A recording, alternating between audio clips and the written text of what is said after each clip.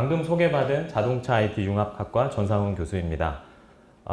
먼저 이런 소중한 발표 기회를 준비해 주신 산단 관계자 여러분께 감사드리고요.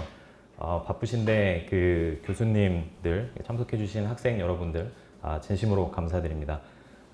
대략 한 1시간이 조금 안 되는 시간인데 가능하면 좀 의미 있는 정보를 전달 드리려고 좀 노력하겠습니다. 오늘은 자동차 사이버 보안 위협과 연구 동향에 대해서 말씀드릴 거고요.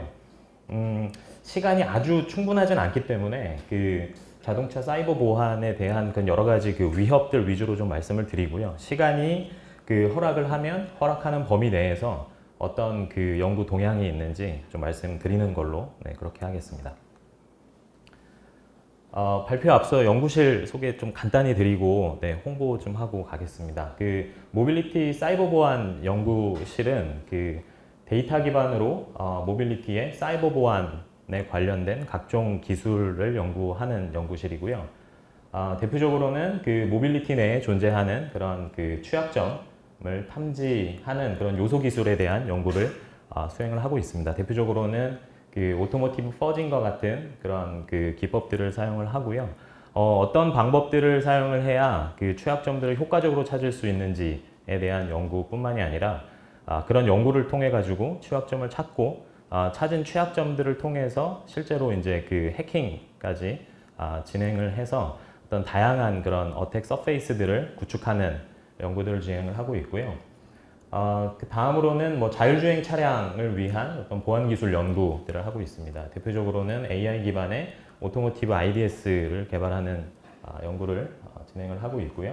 뒤에서 말씀드리겠지만 주로 이제 네트워크나 그런 자율주행 차량에 탑재되어 있는 센서들을 대상으로 하는 공격들이 굉장히 많습니다. 그래서 그런 공격들을 어떻게 하면 효과적으로 탐지할 수 있을까에 대한 그런 IDS 연구들을 진행을 하고 있고요. 현재 이제 진행을 이제 준비하고 있고, 이제 일부는 조금 진행하고 있는 것들도 있고요. 무인이동체 모니터링 기술이나 보안성 평가 기술 같은 경우는 현재 아직 진행은 하고 있지는 않은데, 굉장히 연구 필요성이 높아지고 있는 분야입니다. 특히 무인이동체에 대한 모니터링 기술은 테러나 이런 악용될 수 있는 그런 악의적인 목적으로 사용될 수 있는 무인이동체들이 있기 때문에 이런 부분들을 어떻게 효과적으로 모니터링 할 수 있을까에 대한 부분이고요. 이런 것들은 사이버 보안뿐만이 아니라 어떤 사이버 안보 측면에서도 굉장히 중요하기 때문에 필요성이 증가하고 있는 연구 분야라고 할 수 있습니다. 모쪼록 많은 관심과 지원 부탁드리겠습니다. 시작하기 앞서 영상 간단하게 보고 그리고 진행하겠습니다. 이 영상은 2015년도에 크리스 발라섹과 찰리 밀러의 영상이고요. 조금 다소 기니까 이 찰리 밀러와 크리스 발라섹이 굉장히 유명한 자동차 보안의 해킹 듀오라고 생각하시면 됩니다. 첫 번째 북마크로 좀 부탁드리겠습니다. 이 기자가 사실은 처음에 믿지 않습니다. 굉장히 제한적인 환경에서만 동작하지 않을까라고 믿지 않는데, 그래서 실제 이제 운전을 하면서 하이웨이에서 원격으로 이제 해킹하는 걸 보여주고요. 첫 번째는 AVM 모니터에 이제 특정 이미지를 원격에서 전송하는 거고요. 그 다음은 이렇게 갑자기 이제 음악을 키워가지고 운전할 때 방해를 하게 하는 거죠. 지금은 이제 실제 안전상의 문제가 있으니까 줄이면 줄여지지만 사실은 이제 줄여지지 않게 보통 동작을 가하겠죠. 그러다가 또 하나는 이렇게 와이퍼를 강제로 동작하게 만들어서 시야를 방해하는 그런 공격들을 하게 됩니다. 사실은 이건 지금 실제로 운전하면서 발생하는 그런 문제이기 때문에 이거보다 더 큰 문제들은 실제로 원격으로 조작하면 안전상의 문제가 있으니까 여기는 이제 파킹 브레이크 정도만 원격에서 동작을 해서 이제 고속도로에서 천천히 동작 속도가 늦춰지게 하는 그런 영상이고요. 그 다음 페이지로 이제 실제로 더 위험한 부분들은 안전한 곳으로 이동을 해서 이렇게 휠도 이렇게 조작을 할 수가 있고요. 뿐만 아니라 이동 중에 문도 이렇게 열릴 수 있게 되고, 그 다음에 브레이크나 악셀까지도 원격에서 제어를 하는 그런 영상을 보실 수가 있습니다. 사실은 이게 2015년 영상인데 2015년 이전까지는 네, 멈춰 주셔도 될 것 같습니다. 네. 15년 이전까지는 요런 공격들이 이론적으로만 가능할 것이다라고 사실은 사람들이 아무리 저희 연구를 하고 발표를 해도 믿지 않았습니다. 네. 그리고 가능하긴 하지만 굉장히 비현실적인 공격이다라는 공격들을 좀 많이 받았고요. 저 2015년도에 밀러랑 발라색이 저 영상을 공개함으로 인해서 사실은 이제 대중들한테 굉장히 좀 관심을 많이 받게 된 그런 영상이죠. 저희 입장에서는 굉장히 좀 기념비적인 그런 일이라고 할 수가 있습니다.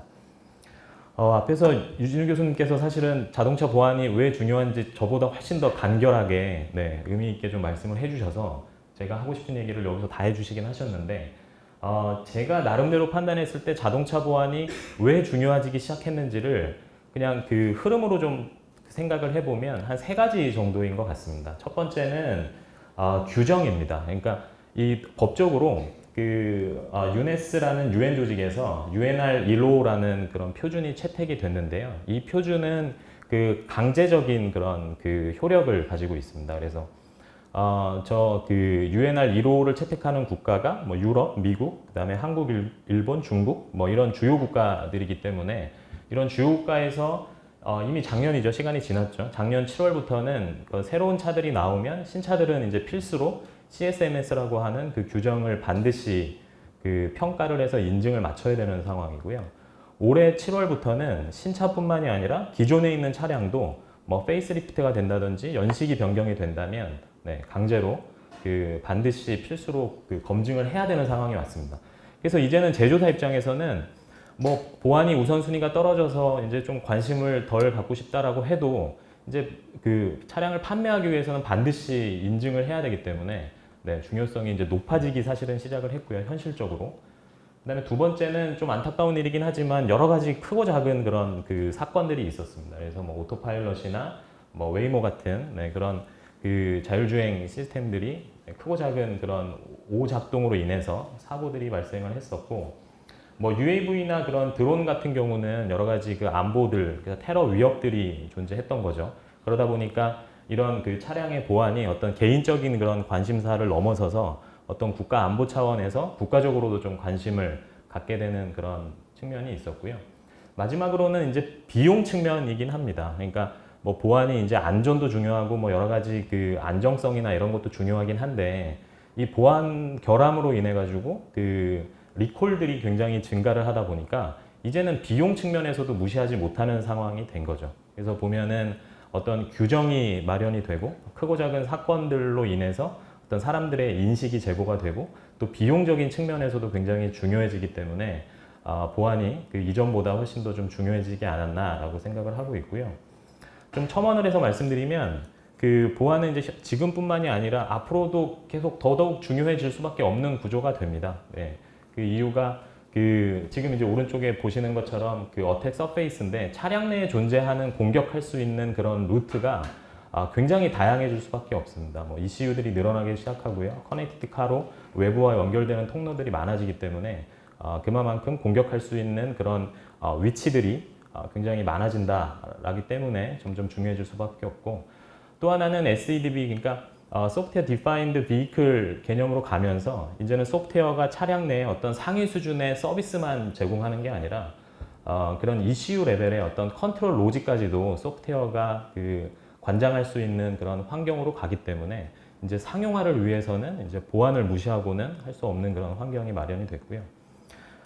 또 구조적인 측면에서 바라보면 전기전자 아키텍처, 그러니까 E 아키텍처라고 하는 그런 아키텍처가 이전에는 어떤 분산형 아키텍처에서 점점 이제 테슬라를 필두로 해서 점점 이제 중앙 집중형 아키텍처로 넘어가게 되죠.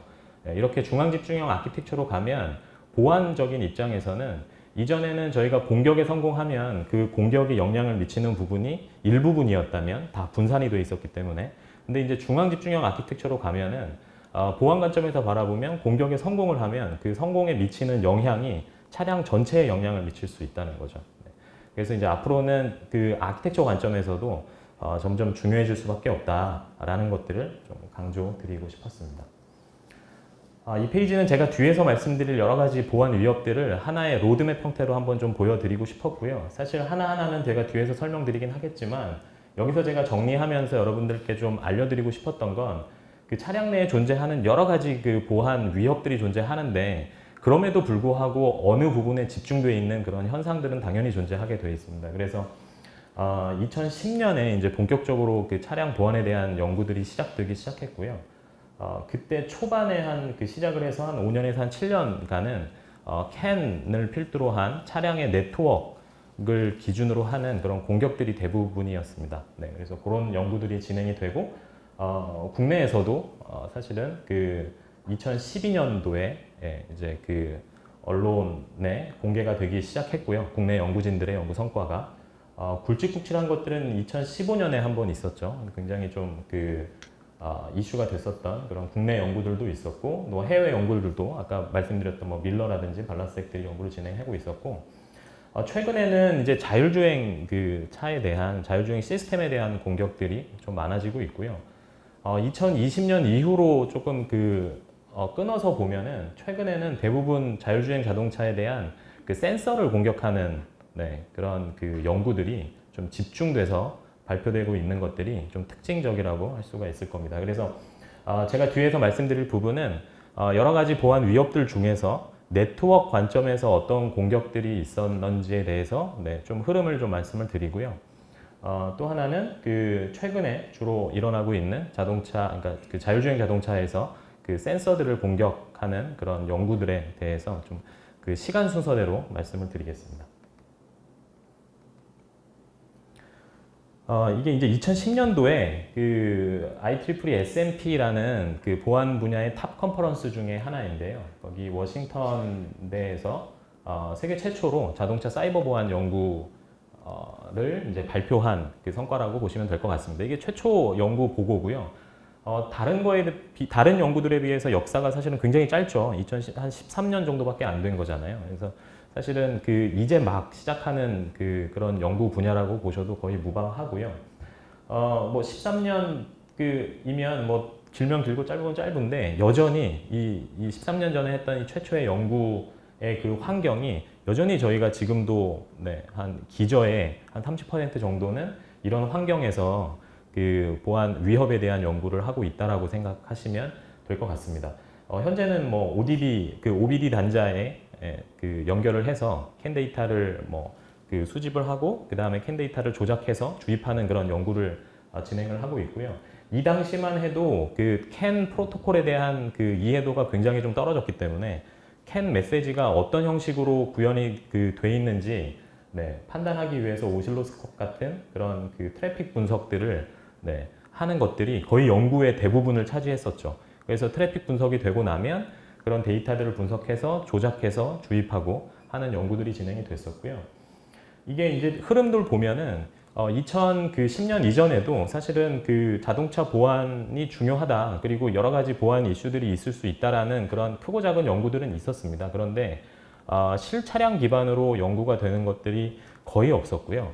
이게 이제 실차량 기반에서 했던 최초의 연구이기 때문에 저희가 2010년도가 이제 자동차 보안을 제대로 연구하기 시작한 최초라고 보통 얘기를 하고 있는데 그 역사는 차량에서 OBD 단자를 같이 달려서 출시하고 나서부터 이런 연구들이 이제 활발하게 이루어졌다라고 보시면 됩니다. 그래서 OBD라는 것이 사실은 여러 가지 측면에서 굉장히 순기능을 한 거는 맞는데 보안 측면에서는 굉장히 취약한 그런 그 어택 서페이스를 하나 만들어줬다라고 생각하시면 될 것 같습니다. OBD 단자가 기억하시겠지만 한 2006년, 7년 이때부터 이제 달리기 시작했거든요.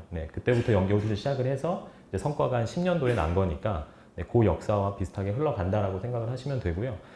그렇기 때문에 현재는 OBD 단자에 이렇게 단순히 연결해가지고 메시지를 받고 주입하고 하는 연구들은 이제는 새로 나오는 차들은 그거는 불가능하고요. 그럼에도 불구하고 OBD 단자를 통해서 태핑을 통해 가지고 공격하는 공격은 여전히 가능하죠.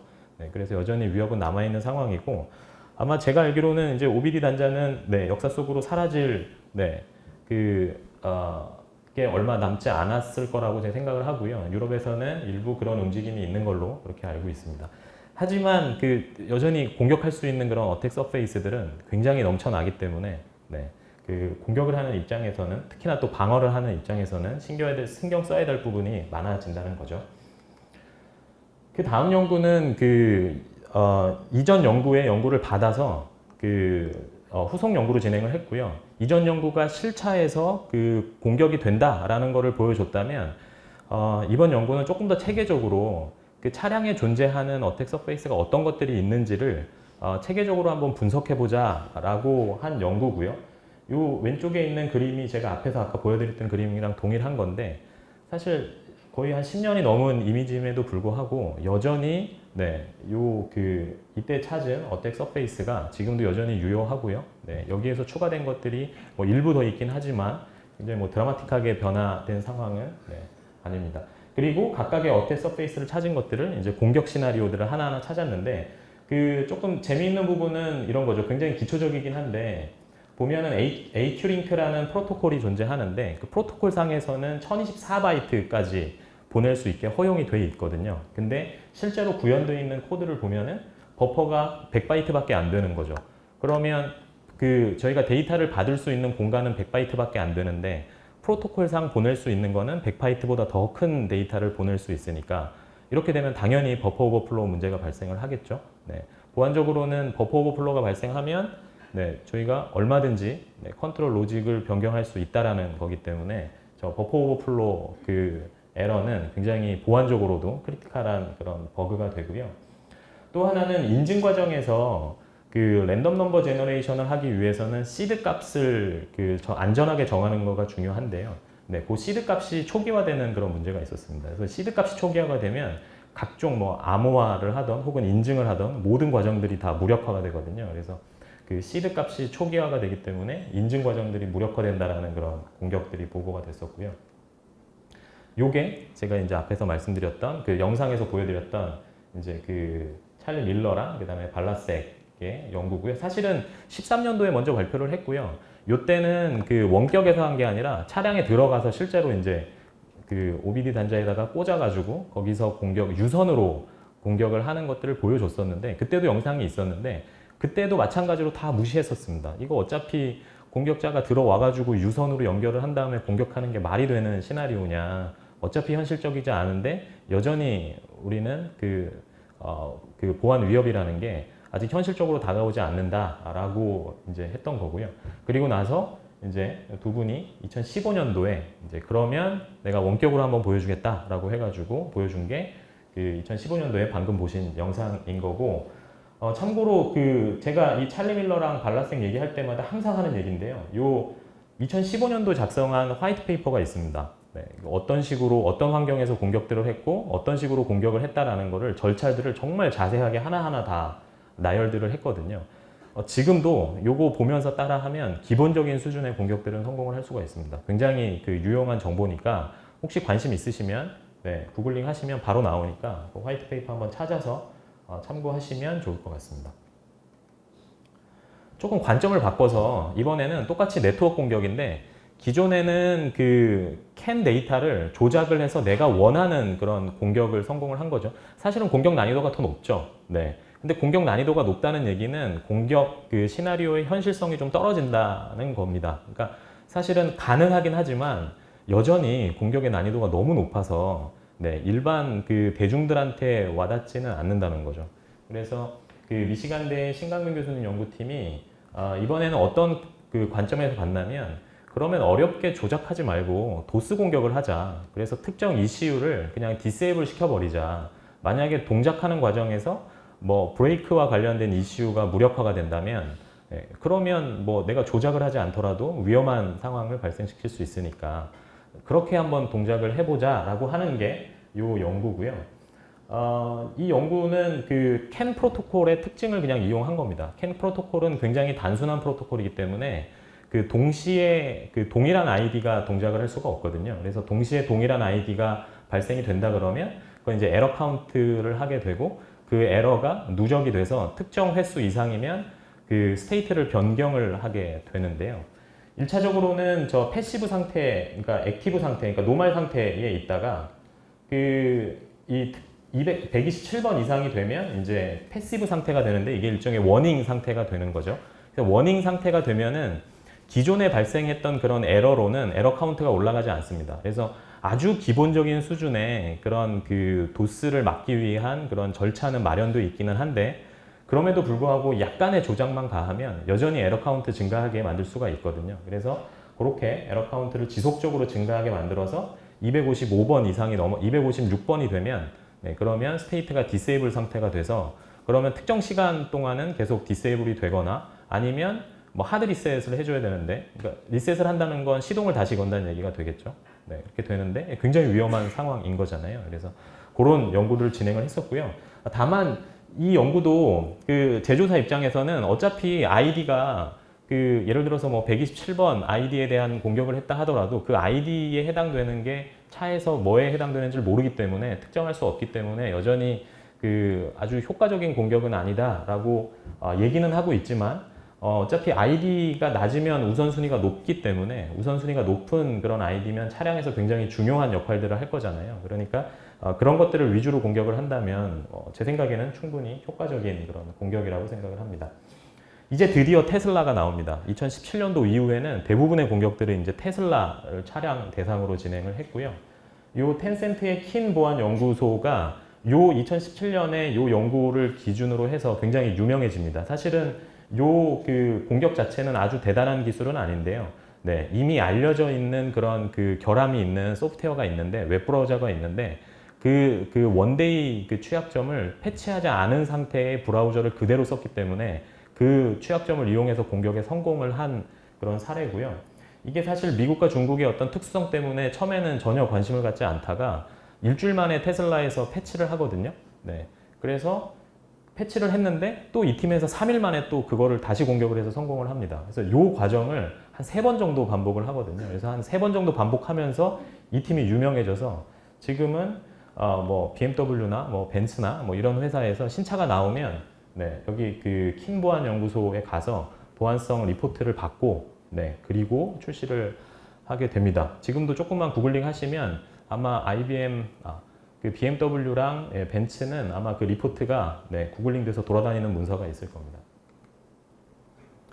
이번에는 충전 관련해서, 전기차 충전 관련해서도 그 최근에 좀 보안 연구가 많이 되고 있고요. 가만히 생각해 보시면 이 정차되어 있는 차에 합법적으로 선을 꽂아서 굉장히 민감한 정보들을 주고받고 있는 거잖아요. 막 결제 정보라든지 차량의 진단 정보라든지 차에 식별하는 데이터라든지, 굉장히 그 해커들 입장에서는 아주 굉장히 나이스한 환경이 되는 거죠.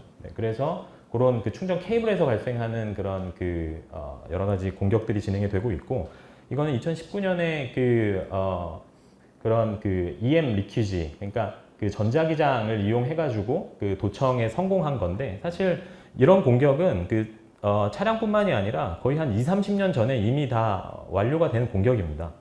그래서 저희가 이제 모바일 기기나 이런 것들은 이런 공격들에 대한 대비책은 거의 다 준비가 돼 있는데, 여전히 이제 충전소나 이런 것들은 아직 그런 보안 장치가 되어 있지 않기 때문에 전자기장이 그 전파가 되는 것들을 저희가 도청을 해서 복구화를 하면은 어렵지 않게 중요한 정보들을 그 복원할 수 있다라는 거고요.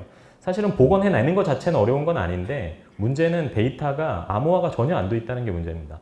민감한 정보면 사실은 암호화를 하는 게 맞는데, 이게 이제 충전소 같은 경우는 여러 가지 그 효율성이나 비용 문제 때문에 PLC를 쓰거든요. 그러니까 파워라인 커뮤니케이터를 쓰는데, 그렇게 되면은 그 굉장히 제약된 환경이기 때문에 그 보안 기능을 넣기가 어려운 환경이 됩니다. 그래서 PLC를 쓰게 되면은 아마 충전하는 그런 단계에서는 보안 기능을 넣기는 조금 어려울 거다라는 게 지금 이제 제 생각이고요.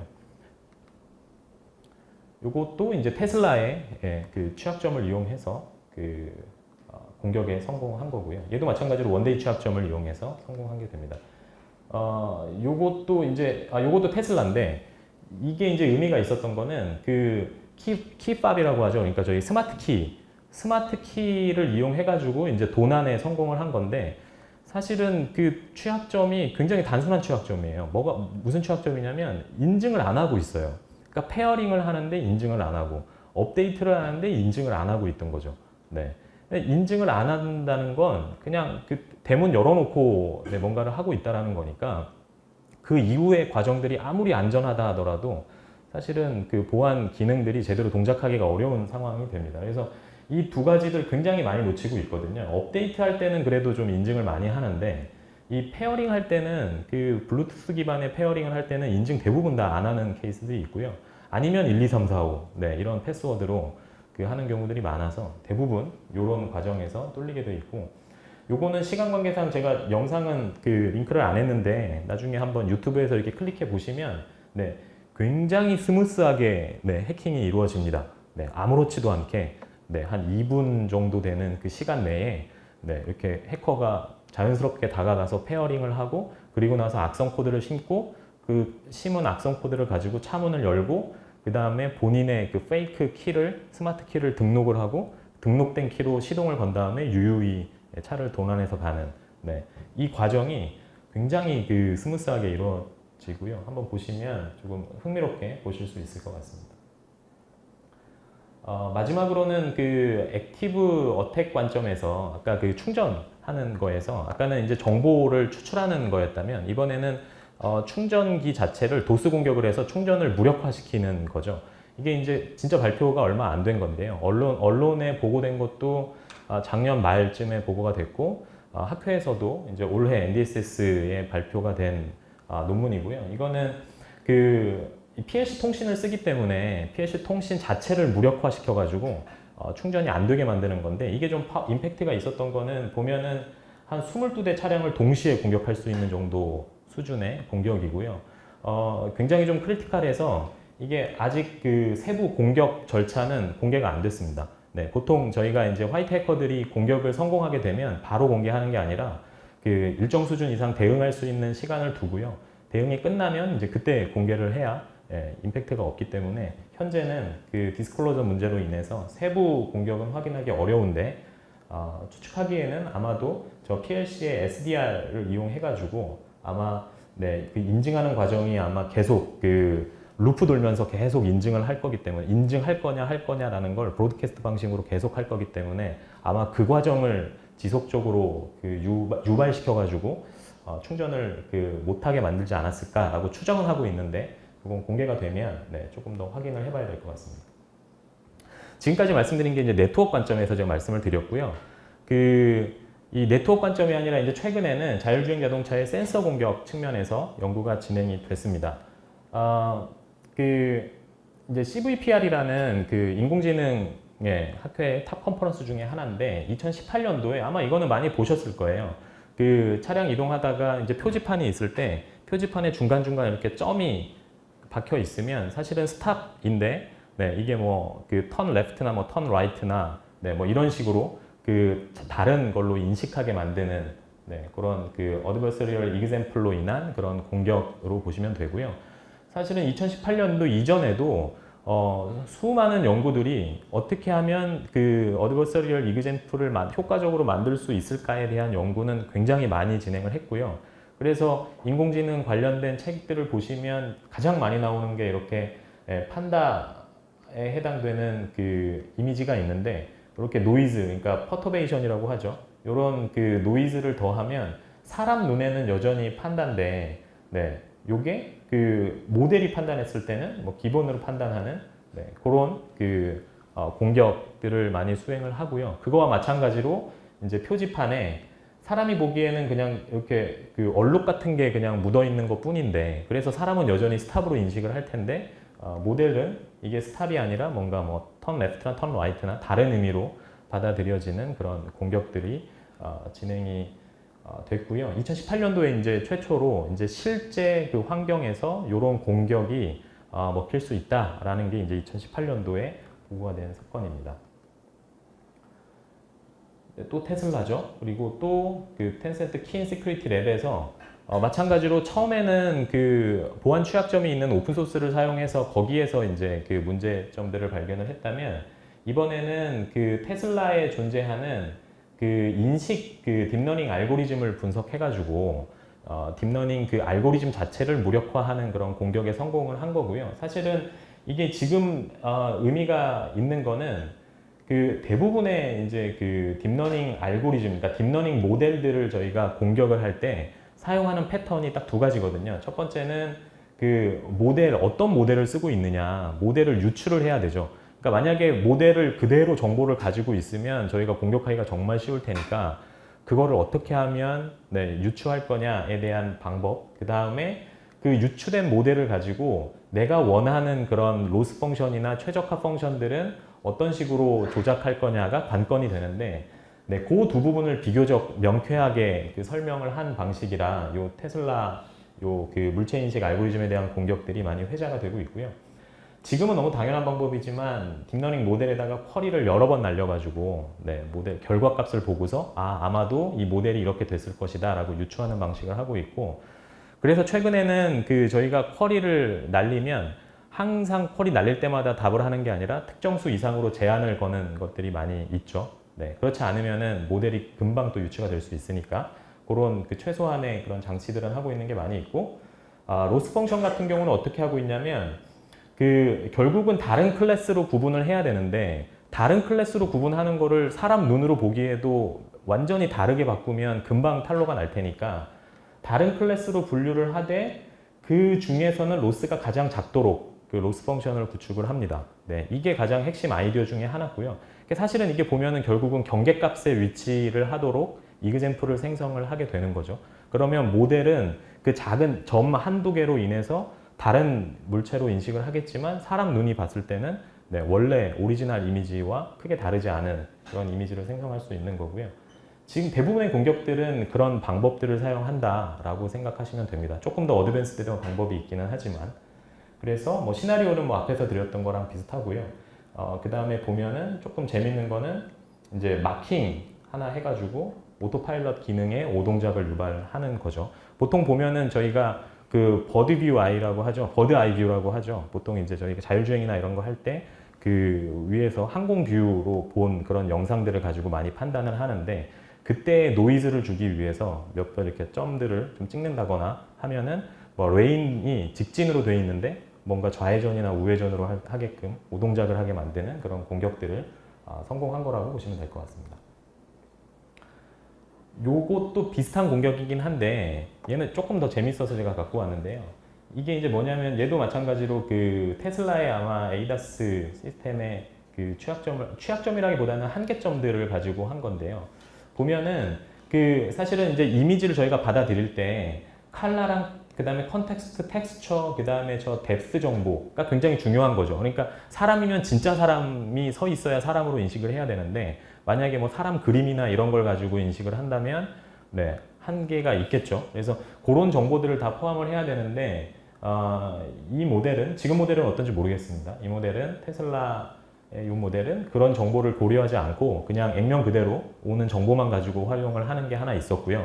또 하나는 그럼에도 불구하고 만약에 그 사람이 타고 있을 테니까 지속적으로 이상한 뭐 마네킹 하나 세워놓고 얘가 사람이 있다, 아니면 영상 홀로그램 같은 게 하나 서 있는데 그게 사람이라고 인식을 한다든지 뭐 이런 식으로 페이크 이미지가 항상 떠 있다 그러면 금방 탄로가 날 테니까 그거를 어떻게 하면은 안 걸리고 할 수 있을까에 대한 공격이 이제 스플릿 세컨드 팬텀 공격이라고 보시면 되고요. 뭐냐면 사람 눈에는 안 보일 정도로 굉장히 짧은 순간 보여주고 대신에 그 인지하는 알고리즘은 인식할 수 있는 최소한의 시간만 그 공개를 하는 거죠. 예를 들어서 사람은 0.1초 미만의 그런 시간에 이렇게 깜빡였을 때는 이게 깜빡인지를 못 하는데, 근데 모델은 만약에 0.1초 정도 그 깜빡이면은 충분히 인지할 수 있는 시간이 된다라고 하면 그 시간만큼만 노출을 시켜가지고 사람 눈에는 안 보이는데 에이다스에서 인지하는 알고리즘은 판단할 수 있는 그런 기법을 사용해가지고 공격을 한 거고요.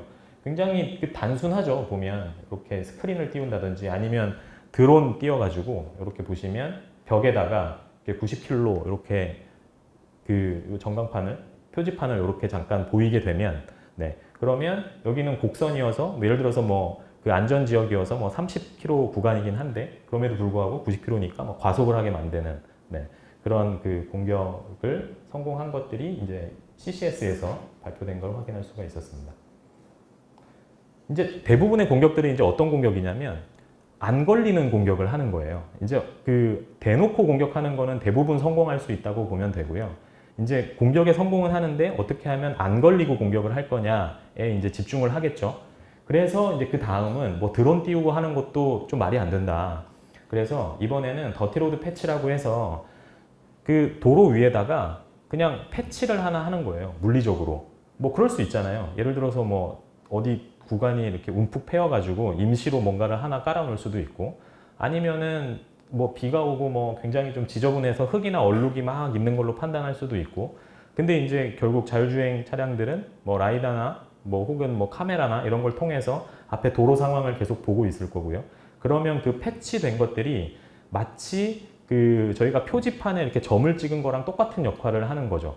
그래서 예를 들어서 저희가 그 엘카스라고 하는 그런 그 차선을 유지하는 그런 그 시스템이 있는데, 그 시스템이 차선을 보고서 얘가 지금 직진을 해야 되는지 좌회전을 해야 되는지 우회전을 해야 되는지를 결정을 할 텐데, 그걸 이제 도움을 줄 텐데, 그거를 만약에 페이크를 할 수 있다 그러면 굉장히 위험한 상황이 되는 거죠. 그래서 실제로 이 유즈닉스에서 발표된 것들도 저렇게 패치되는 것들을 도로에 이렇게 깔아두면 실제로는 이렇게 직선인데 그렇게 좌회전하게 만드는 영상을 실제로 이제 시연해서 보여줬었던 그런 사례가 되고 있습니다.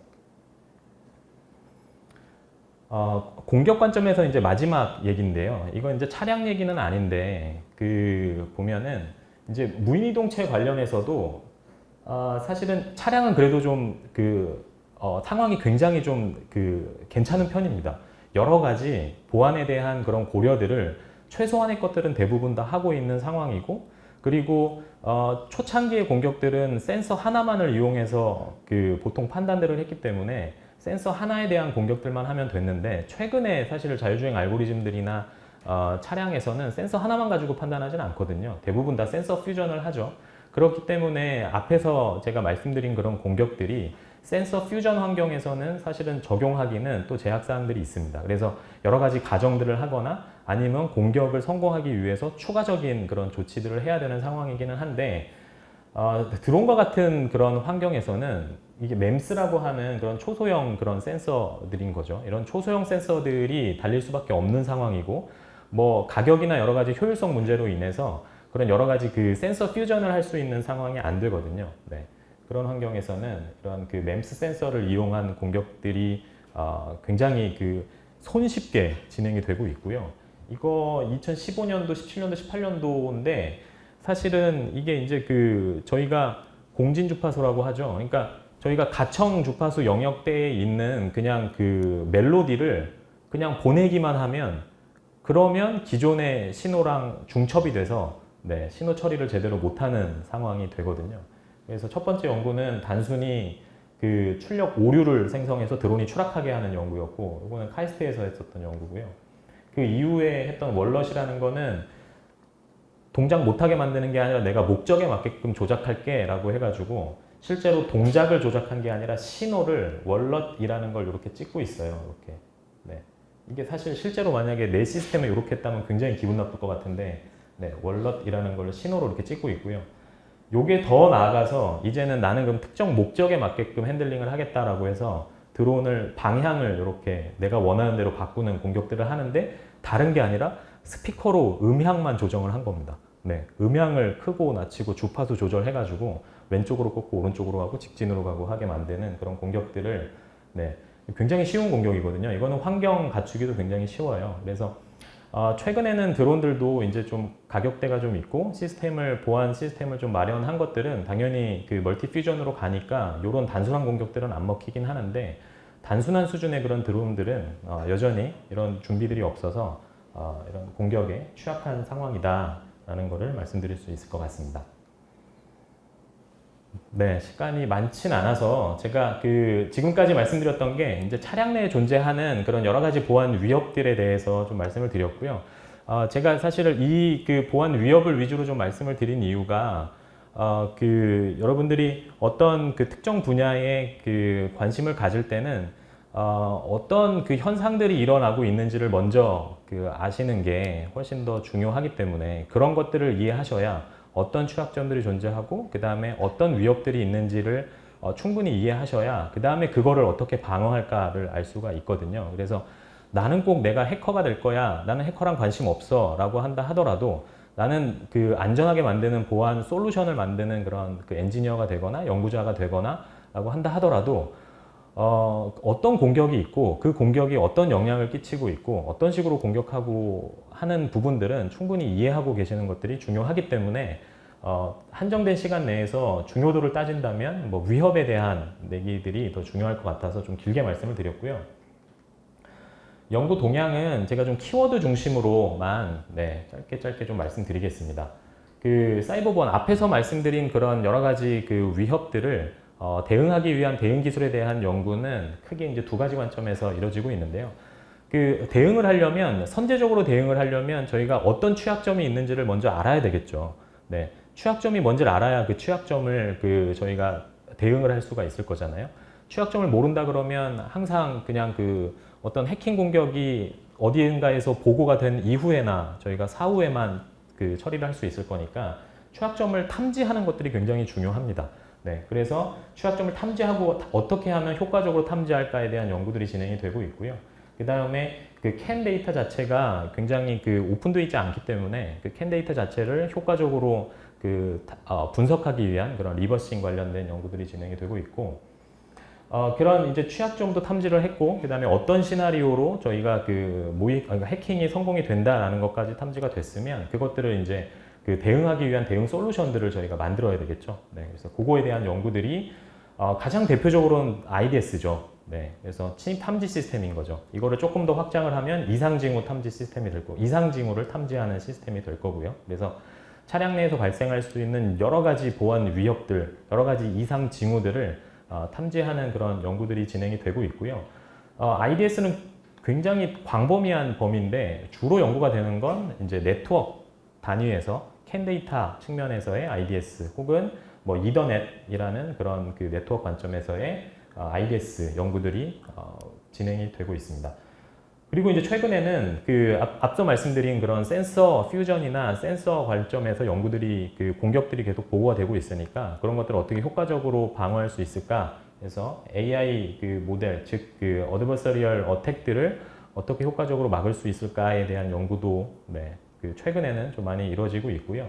뿐만이 아니라 그 드라이빙 그러니까 주행 데이터를 이용해 가지고 운전자를 식별하는 연구들도 굉장히 많이 진행이 되고 있고, 또 뿐만 아니라 차량 내에서 일어나는 각종 사건 사고들이 있을 때 그게 누구한테 책임이 있느냐, 차량 운전자가 문제냐, 혹은 뭐 그 자율주행 알고리즘이 문제인 거냐, 혹은 차량이 문제인 거냐, 뭐 그런 것들을 따지는 그런 포렌식 연구도 이제 최근에 연구가 많이 진행이 되고 있습니다. 그 몇 가지 좀 말씀을 드리면 그 취약점을 탐지하는 가장 대표적인 상용화 시스템이 그 사이벨럼이라는 시스템이고요. LG전자가 2년 전에 이제 인수합병해가지고 한 건데, 이 시스템의 장점은 그 소스 코드가 없는 그냥 바이너리 코드에서 취약점을 탐지하는 그런 기술을 가지고 있고요. 네, 굉장히 그 어려운 기술인데 그 수준 높게 보안 취약점들을 소스 코드 없는 상황에서 그 탐지하는 그런 도구고요. 요건 제가 연구하는 그 부분인데 저는 소스 코드가 있다라고 가정을 하고 소스 코드에서 그 취약점이 어떻게 하면 효과적으로 찾을 수 있을지에 대한 연구라고 보시면 될 것 같습니다.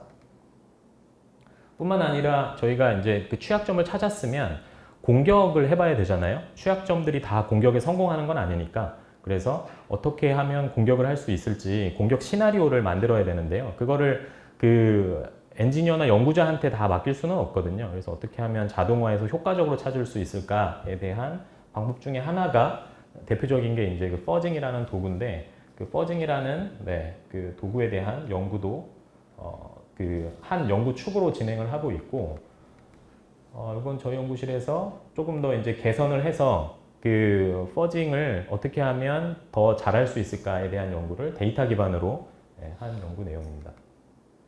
네, 이거는 그런 연구 성과를 기반으로 해서 앞서 말씀드렸던 그런 그 공격에 성공한 그런 영상들인데요.